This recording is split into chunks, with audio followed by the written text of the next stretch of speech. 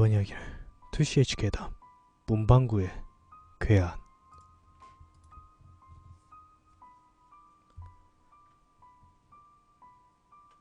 어릴 적 우리 집은 대단한 시골에 있었습니다. 정말 아무것도 없는 촌구석이었기 때문에 일회용품을 사기 위해서는 산을 넘어가야만 했습니다. 그리고 그날도 우리 가족은 해가지고 쇼핑을 하러 갔습니다. 어머니가 운전을 하고 나와 여동생은 뒤에 탄 채였습니다. 슈퍼 두 곳과 약국, 문방구를 들리는 평상시와 똑같은 루트였습니다.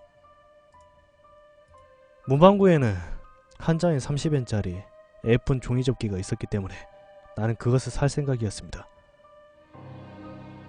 슈퍼와 약국에서 필요한 것들을 하고 드디어 내가 가려던 문방구에 도착했습니다. 차를 근처에 대고 나만 내려서 문방구를 향했습니다. 하지만 문방구는 임시 휴업이라는 벽보를 붙여놓고 문을 닫은 채였습니다. 어쩔 수 없이 나는 차로 돌아가 어머니에게 다른 문방구에 데려다달라고 부탁을 했습니다. 하지만 어머니는 아무 말 없이 차를 출발시켰습니다. 어째서인지 차는 무척 빠른 속도였고 나는 여러 가게를 들르게 해서 어머니가 화가 났나 싶어 기가 죽어 있었습니다. 그리고 내가 가자고 했던 문방구에 도착을 해서 나는 혼자 내려 종이접기를 사서 돌아왔습니다.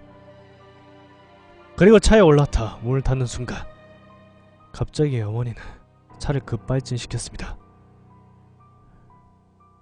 대로를 엄청난 스피드로 달려 교차로에서 차가 다니는 대로 억지로 파고들어 유턴을 했습니다. 반쯤 패닉이 빠져있는데 등 뒤에서 쾅 하고 큰 소리가 났습니다. 뒤를 돌아보자 교차로에서 교통사고가 일어난 것이었습니다.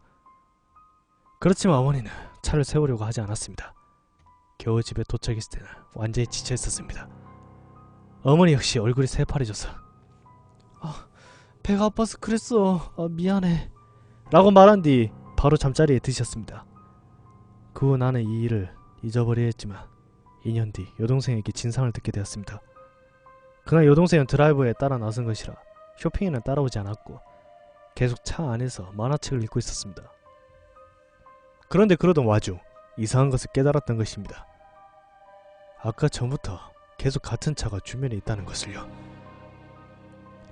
자세히 보자 40대의 남자가 차에서 내리고 어머니와 내 뒤를 따라 약국에 가더라는 것이었습니다. 게다가 우리가 나오자 마치 따라오는 것처럼 그 남자도 바로 따라 나왔다고 합니다. 손에는 아무것도 없었습니다. 문방구에서 나만 혼자 내렸을 때 어머니에게 여동생은 그것을 말했다고 합니다. 하지만 자동차가 있으니까 괜찮다고 생각한 어머니는 별 생각 없이 나에게는 말하지 말라고만 했다고 합니다. 그리고 두 번째 문방구에서 또 다시 내가 혼자 내렸을 때였습니다. 또 그 남자가 차에서 내려 문방구로 향했다는 것이었습니다. 그 남자야. 엄마, 언니가 위험해. 여동생이 그렇게 말하자 어머니는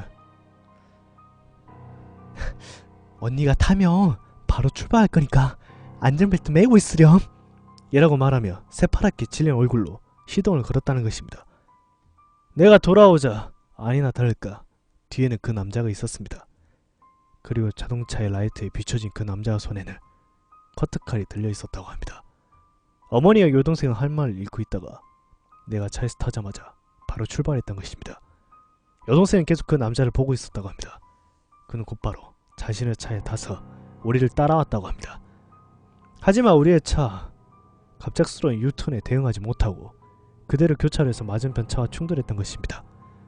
지금 나는 대학생이고 안전하고 행복하게 살고 있습니다.